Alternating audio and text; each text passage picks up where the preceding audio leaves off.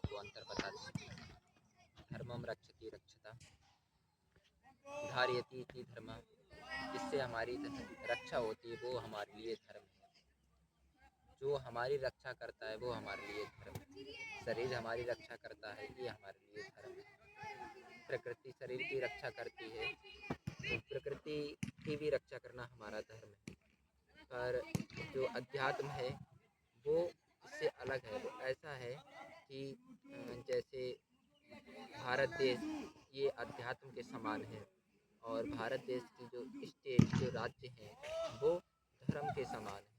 तो ऐसे धर्म अध्यात्म के ही अंतर्गत आता है, जो हमारे जीवन से जुड़ा हुआ है।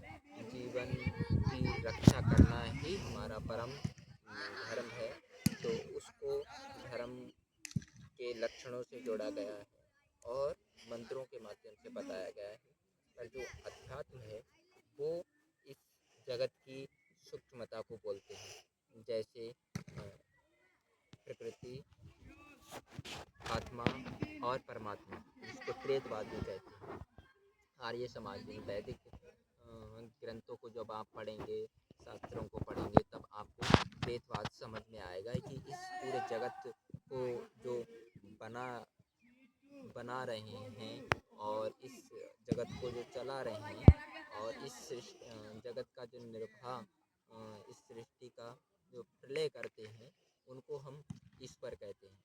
और इस हमें दिखाई देता है पंचभूतों के रूप में, अग्नि, जल, वायु, पृथ्वी, आकाश, ये पंचभूतों को ही प्रकृति कहते हैं। तो ऐसे अब इन प्रकृति के अंदर जो हमें चेतनता, एक्टिविटी, जो श्वसन तंत्र दिखाई देता है, समझ में आता है, अनुभव होता है, उसको आत्मा कहते हैं। जैसे कि उदाहरण के लिए अपना शरीर, हमारे शरीर में आत्मा भी है, प्रकृति भी है और ईश्वर भी है, तीनों चीज़ें हैं। इसीलिए कहते हैं यथा पिंडे तथा ब्रह्मांडे, जो पूरे ब्रह्मांड में है वो हमारे शरीर में है। जो हम बाहर जानना चाहते हैं वो अंदर भी जान सकते हैं। हम बाहर से ईश्वर की प्राप्ति करना चाहते हैं, पर जो मूल का जो विधि है वो तो अंदर से ही ईश्वर प्राप्ति की विधि है। तो मैं कुछ अध्यात्म का उजागर करना चाहता हूँ कि अध्यात्म में बहुत सारी भ्रांतियाँ हैं, लोगों को जानना नहीं चाहते, जो जानते हैं वो अध्यात्म के नाम से रामायण को, भगवत गीता को, पुराणों को जानते। वो भी जानना अच्छी बात है, वो हमारे धर्म ग्रंथ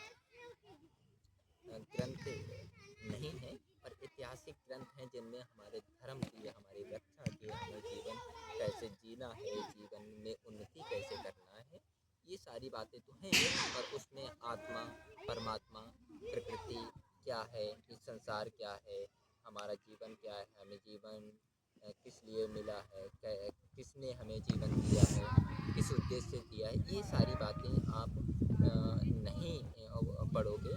और इन बातों की जो मूल जानकारी है वो हमें वेदों से मिलती है, वो हमें वैदिक साहित्य, वैदिक शास्त्रों से मिलती है। तो सभी दर्शक बंधुओं से अनुरोध है कि उनको वैदिक साहित्यों को पढ़ना चाहिए। और जहाँ तक है त्रेतवाद को समझने के लिए, धर्म अध्यात्म को समझने के लिए आर्ष गुरुकुलों से जुड़ना चाहिए। आर्ष गुरुकुलों में ही ये विद्या समझ में आती है कि धर्म क्या है, अध्यात्म क्या है, जीवन क्या है, व्यवहार क्या है, सदाचार क्या है, प्रकृति क्या है, और जो कहें एक शिष्टाचार क्या है, इत्यादि बातें ये हमें गुरुकुल से ही समझ में आती है।